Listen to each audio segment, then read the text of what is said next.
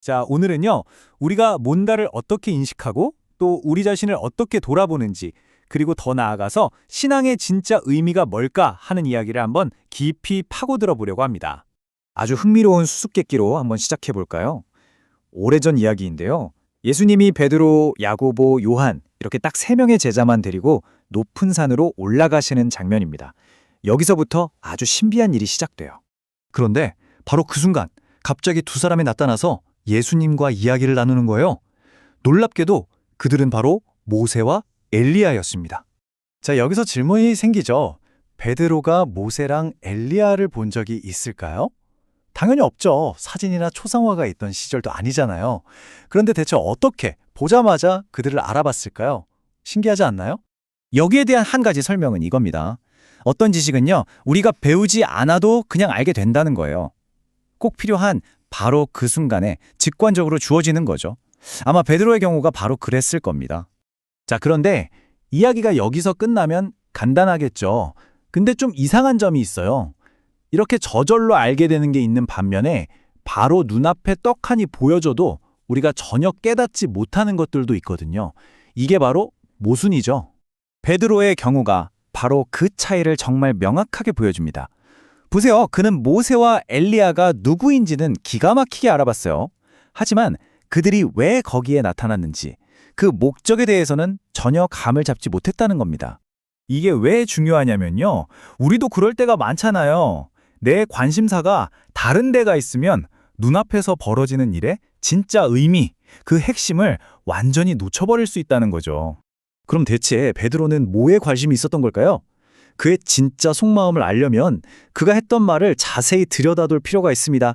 베드로가 뭐라고 하냐면요. 주님, 우리가 여기 있는 게 너무 좋습니다. 원하시면 제가 여기에 초막 셋을 짓겠습니다. 하나는 주님을 위해, 하나는 모세를 위해, 또 하나는 엘리야를 위해서요. 굉장히 신나서 이런 제안을 하는 거죠. 자, 여기에서 아주 재미있는 포인트가 있어요. 우리가 여기 있는 게 좋다고 말하잖아요.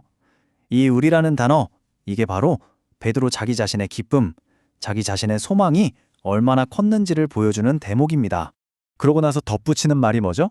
주께서 원하시면이죠. 보세요. 자기가 하고 싶은 말을 먼저 다 해놓고 이걸 마치 예수님의 뜻을 묻는 질문인 것처럼 살짝 포장하는 거예요. 이건 사실 진짜 질문이 아니었던 거죠. 베드로는 이미 마음속으로 초막을 짓고 싶다고 결정을 내린 상태였고 그저 예수님께 네, 그렇게 하세요 라는 승인을 받고 싶었을 뿐이라는 해석입니다. 하지만 이 신나서 한 제안에 베드로가 기대했던 대답은 돌아오지 않습니다. 오히려 완전히 예상치 못한 일이 벌어지죠. 베드로의 말이 채 끝나기도 전에 갑자기 빛나는 구름이 그들을 덮더니 예수님이 아니라 하늘에서 직접 목소리가 들려옵니다. 그 목소리가 뭐라고 했죠? 이는 내 사랑하는 아들이요 내 기뻐하는 자니 너희는 그의 말을 들으라. 바로 이겁니다. 핵심은요. 초막을 지어라, 뭔가를 해라가 아니었어요. 단 하나, 그의 말을 들으라 였습니다. 그러니까 베드로는 뭔가 눈에 보이는 행동, 초막을 짓는 것 같은 외적인 행위가 중요하다고 생각했던 거예요. 하지만 신의 진짜 바람은 그런 게 아니었죠. 조용히 귀를 기울이는 것, 그 내적인 행위를 원했던 겁니다. 자, 이렇게 강력한 체험을 하고 난 뒤에 제자들의 생각에도 변화가 생기기 시작합니다. 이제 산에서 내려오면서 제자들은 예수님께 질문을 하기 시작해요. 예수님의 정체가 정말 맞는지 그걸 확인하고 싶었던 거죠. 이때 제자들이 던지는 질문들을 보면요. 그 초점이 전부 바깥, 즉 예수님을 향해 있어요. 예수님이 정말 그리스도가 맞나? 예언대로 오신 분이 맞나? 이런 외부적인 사실을 검증하는 데에만 몰두하는 거죠. 그런데 이 글의 저자는 말합니다. 자기도 수십 년 동안 바로 그 첫 번째 질문, 예수님은 누구인가? 라는 질문만 던지며 살았다는 거예요. 하지만 결국 깨닫게 된 건 진짜 중요한 질문은 그게 아니었다는 겁니다. 바로 두 번째 질문, 나는 과연 제대로 듣고 있는가? 였죠. 이게 무슨 말이냐면요. 진짜 해야 할 일은 예수님이 진짜인지 아닌지를 검증하는 게 아니라는 거예요. 오히려 나 자신을 검증하는 것, 질문의 화살을 바깥이 아니라 내 안으로 돌리는 것이 진짜 과제라는 깨달음입니다. 우리도 끊임없이 스스로에게 물어봐야 합니다. 나는 지금 왜 이걸 하고 있지? 혹시 내 만족을 위해서, 내 기쁨을 위해서 내 방식대로만 하고 있는 건 아닐까 하고요.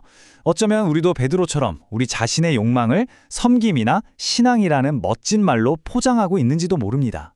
결국 마지막에 남는 질문은 이겁니다. 그리고 이 질문은 우리 모두가 스스로에게 던져봐야 할 질문이겠죠? 나는 과연 신앙을 섬기고 있는가? 아니면 신앙의 이름으로 나 자신을 섬기고 있는가?